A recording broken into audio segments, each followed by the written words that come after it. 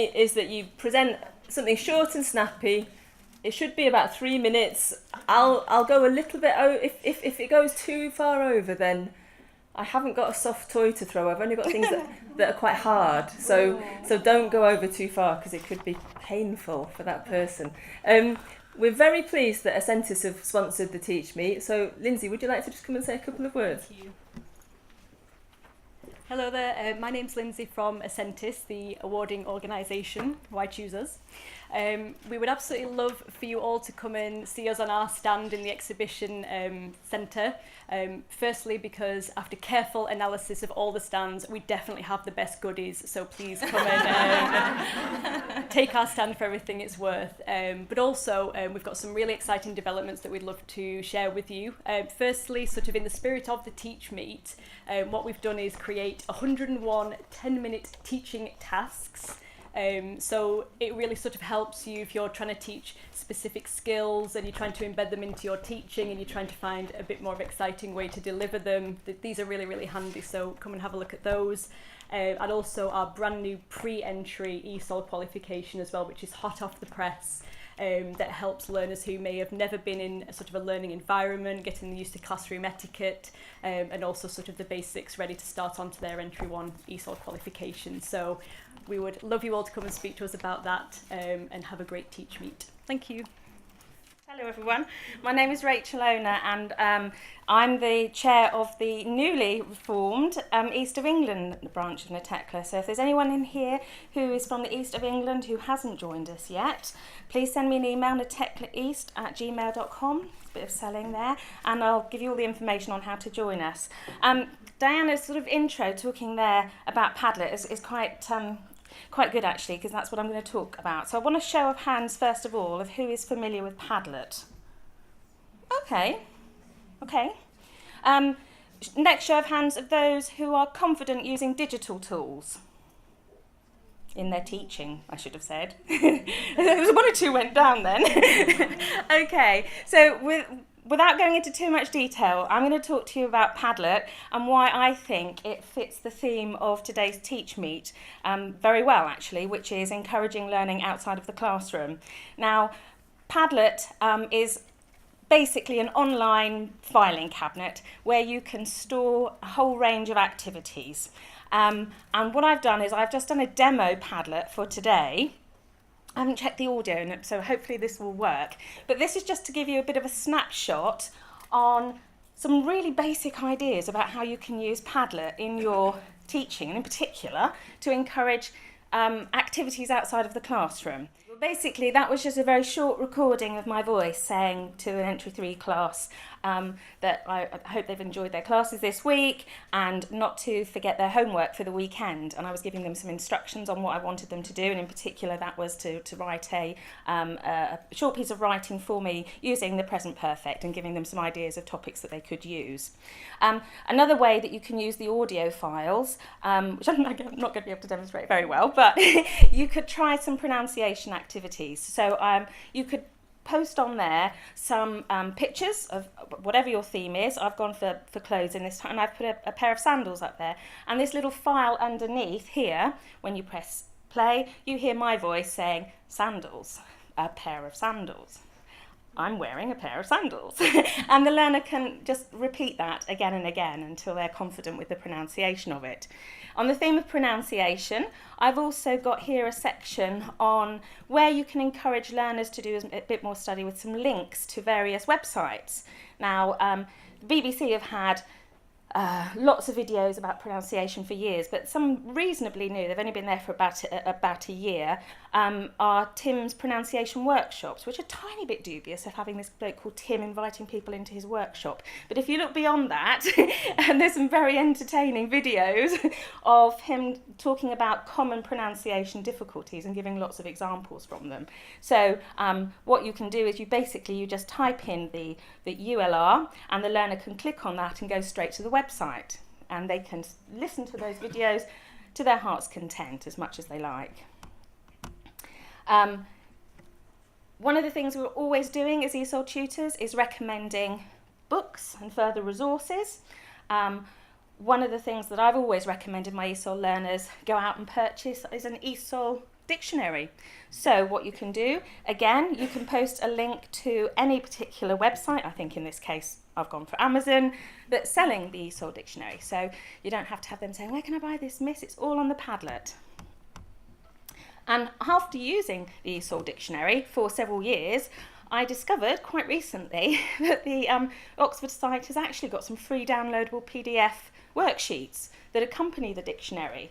So again, you can download these and then upload them to your Padlet, and the learners can print these off at home, so you can concentrate on a particular spelling or theme in your class, and then ask them to go on the Padlet and print those out at home if they're able to. Saves a bit of printing as well. You can also give them more grammar. Now we have learners in particular nationalities who want as much grammar as you can possibly have. So again, you can click on this and it will take you to some websites that practice grammar. This one in particular, let's have a quick look. Usingenglish.com, where you've got some interactive quizzes practicing any number of topics. I'm being asked to move on. 3 minutes is quite difficult for me, Diana. I like to talk. And then finally, you can give your learners access so that they can put comments on. So in these particular columns, they can ask questions to the tutors. They can actually upload work to the Padlet themselves as well. So all in all, it's kind of a very versatile little feature that's very easy. I'm not going into how to use Padlet. It's so simple to actually start to use. Have an explore of it and just see how much you can use that outside of the classroom. Okay? All right, thank you. So my name is Nestor Lujan and I'm a student in the University of Manchester. I'm working on a research in regards to vocabulary teaching and how to teach it. So based on my context, I was a teacher in the Ministry of Education in Kuwait. So based on that, I'm trying to transfer this kind of information where there is a lot of direct teaching happening there. So I believe that there is a different way. There is an adventurous way for the students to completely, unfold those meanings. And most importantly is to use a context in itself. So referring back to the title of my research, which is Recognizing and Retaining New Vocabulary by Using Schema Theory, Task-Based Method and a Combination of Explicit and Implicit Vocabulary Teaching, I actually look at these items very in particular in depth in order to find tasks that actually can help me change the ideas when it comes to vocabulary teaching. When I say schema, yes, a lot of students would not have it.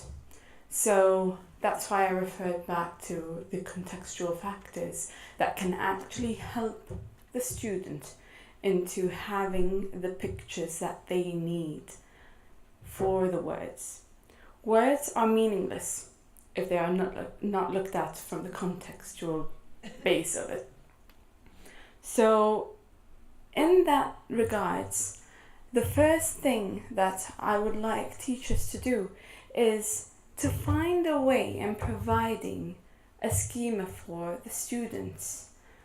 Basically, finding pictures, not illustrations, but either by storytelling, using their surroundings, trying to provide that for them. And then I move on to task-based. So basically when we say direct use of vocabulary, usually the first thing that a teacher would think of is before the reading is given to the students, you would have a list of words given to the students, let's say around 10 words, and then the teacher tells them their meanings. But that's usually not the case. The students, yes, they would understand the meaning of the word, but then sometimes even when they do the reading, it's just not there. They cannot connect it together. So why not just flip it and use this task as an after reading. Okay, this would help a lot. The students will question, and so teachers could be ready for that. Also, students will be able to try to understand from the context of the reading, and this will help them a lot, because what you see as a teacher will differ completely from what the student might see. So here we have two different perspectives coming up, and this also helps them. Also, then I move on to the idea of explicit. I'm not against explicit teaching of words. It's very important to teach them the meaning of words, but always have different examples. Always show them that things could mean differently. And this is very important. So here the implicit part should be for the students to excavate. Basically, they should be trying to find other ways of using the words in order for them to have an insight into vocabulary. When we do vocabulary, it doesn't mean, if you have a vocabulary lesson, you shouldn't be doing like 80% of the lesson just on vocabulary, because it's wasteless. You've wasted your time. The students gets a bunch of words there that might not be used. But then think solely of having tasks that are meaningful, productive, not filling the slots. Make them use them, communicate. So as an evaluation of this whole research, I figured out that the student should have a diary and should make meaningful connections to the words by either presenting them in illustrations, presenting them in words, however they feel that they can portray the meaning of the words. These can be on a weekly basis, and this would definitely help them in remembering and retaining those words. Okay, thank you. So my name is Littlefoot Woods, and I teach ESOL at Luton Adult Learning and also at the University of Bedfordshire, all in Luton. And today I just want to tell you a little bit about something that I've just started doing and want to use more outside the classroom, and that is using e-readers. It all started when one of my learners said, oh, well, I use EnglishEreader.net to improve my English at home.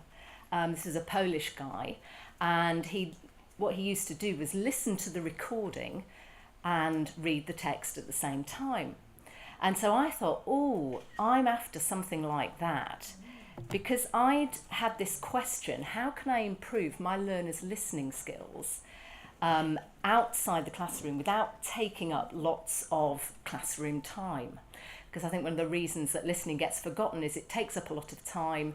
All you do is just do it for the exam, and then not much else gets done. So I thought, how can I encourage them to listen? Also, I'd read an article in the ELT journal about extensive listening. And in this research, they got their students to read and listen to 10 graded readers at home, one a week for 13 weeks. And each of the books that they read lasted about an hour. And they listened then one more time in the classroom afterwards, and the teacher explained things and there were comprehension questions. And at the end of that research, they found that students significantly improved their listening fluency and vocabulary when tested against sort of control groups which were reading only or listening only.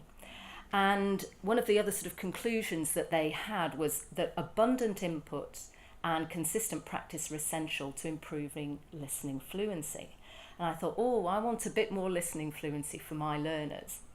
So one of the things I did then was I thought, right, I've got 2 entry 3 speaking and listening groups. They can be my guinea pigs. I had about 12 learners in each group. And over a period of 10 weeks, because our courses are about 11, 12 weeks each, we read 10 chapters of a book. And even though I have mainly ladies, Bangladeshi and Pakistani ladies, for some reason I chose 3 men in a boat. And I'd never read this book before, but going through the different options, and there's lots of them, I chose this one. The level of this particular book is pre-intermediate. So even though they were entry 3, this was, there was plenty of entry 3 stuff in there, vocabulary and grammar and things. So it was a challenge. And it was also UK English, so they have American English and UK English. I don't know if you're aware of the website. Each chapter is about 6 to 8 minutes, and so the book as a whole would take 74 minutes to listen to. So what I did was I sent an MP3 recording to everyone by email, and they would listen to it on the smartphone. And nearly all my learners have smartphones now. It's been a revolution in the ESOL classroom because not many of them have computers. Some do, but nearly everybody has a smartphone. So then I copied the text, which I gave out to them on a chapter by chapter basis, and then they gave me it back so I can use it again, and I don't use up all Luton Adult Learning resources. But I also sent the text by email so that they could print it off and have their own copy at home if they wanted to. So we did that for 10 weeks, and then in the class afterwards, the following week, I'd go over vocabulary. So I encouraged them to look up vocabulary, listen to it several times, that kind of thing at home. But we went over vocabulary, we went over cultural references like Hampton Court Maze, things that come up in the story. And then they could ask their questions, and we'd listen to it again, and they'd read the text at the same time. In terms of positives and negatives of my sort of experiment, the positives were that learners enjoyed the story, even though it was a very British story. I chose it partly because it was funny, and fortunately the learners got the jokes. And actually, maybe I should. Let me see if I can. I've got a little excerpt, but I'm not sure it's going to play for you. No, it's not happening. Never mind. So they did enjoy the story, and they got the jokes, and it wasn't so difficult they couldn't understand it. When I did a little feedback afterwards with each of the learners, a tick box feedback form, as to whether they enjoyed it and what they found useful, because I'd trialed 9 different listening activities, and they said that with the classroom explanation, so listening to it at home and then listen to it in class with explanations, of the 9 different listening activities that weren't comprehension questions that I tried, they said they found that this was the most useful that they'd done in terms of developing their listening. They learnt lots of new vocabulary and cultural references as well from that particular book, and it encourages them then to use this website on their own, like the original learner did, and to listen independently, and they can do it on their phone. Negatives, well, it can be time consuming to find the right text. I spent a long time trawling through, finding, UK or British English, something that was interesting, something that was easy to download off the website, something that was relevant to the learners. Learners do need to have a smartphone or email, computer, but thankfully most do these days. And if I wanted to have the same results as the research trial that was done, then they'd have to read that whole book a week. And maybe that's something for the future. Just finally then, here are some other possible books. There's loads of different things, some more contemporary than others, but there's plenty to choose from, and I've found it really useful. Okay.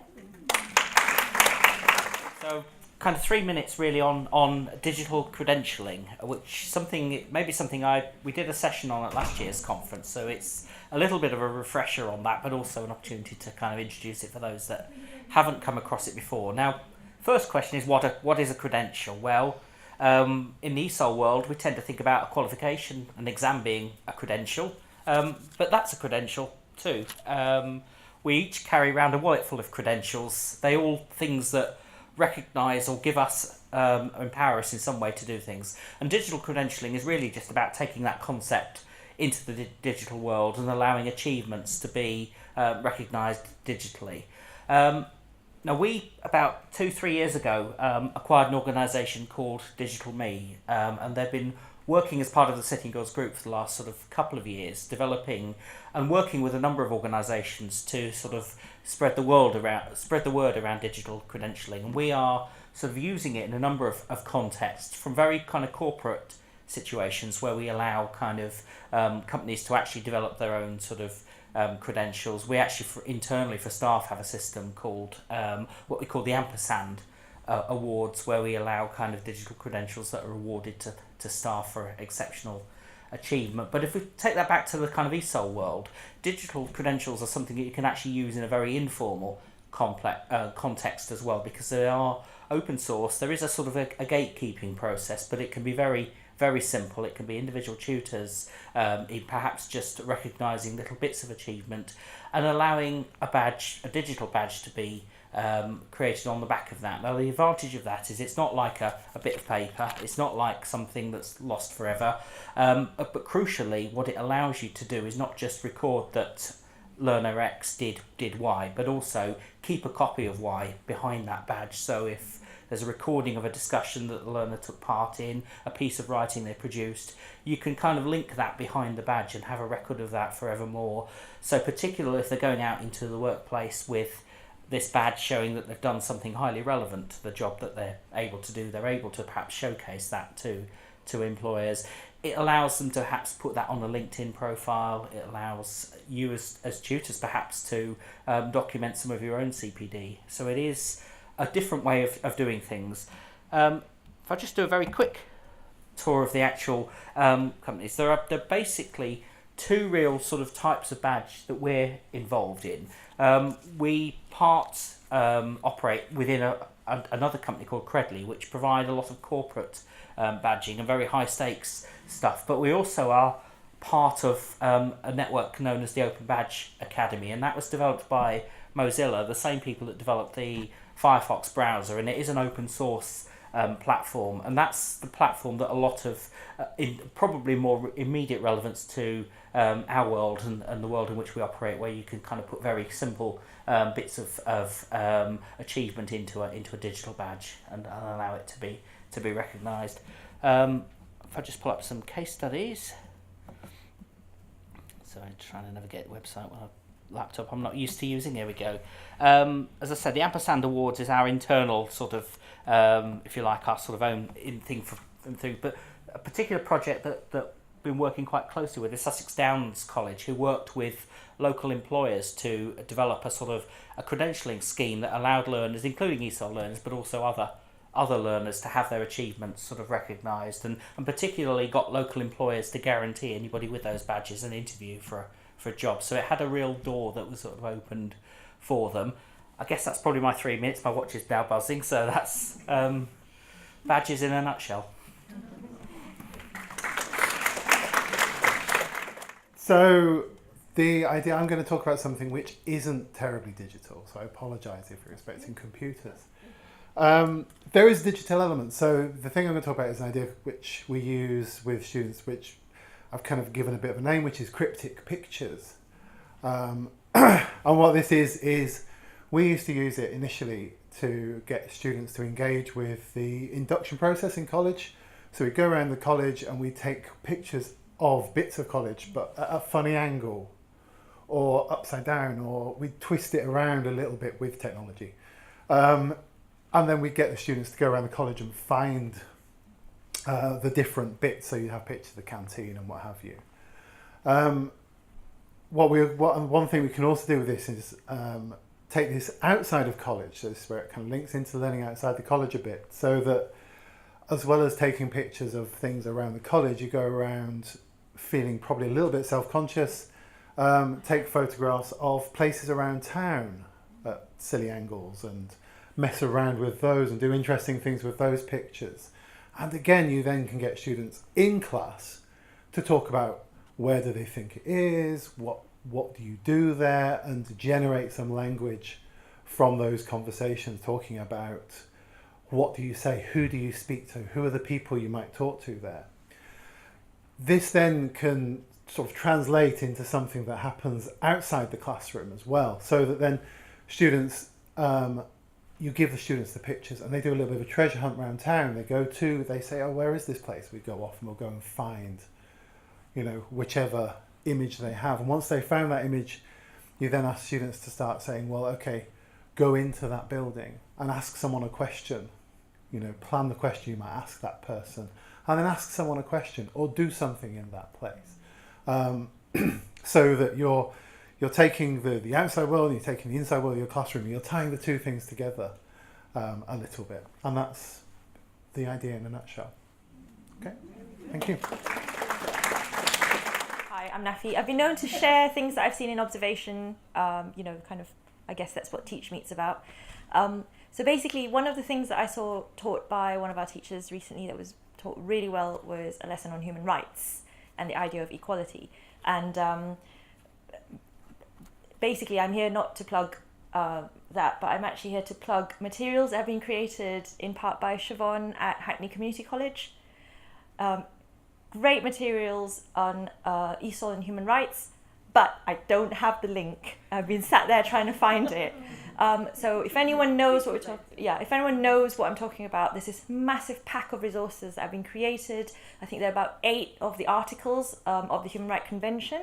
Really exciting because they go through things that our students are experiencing, like, for example, the right to safe housing.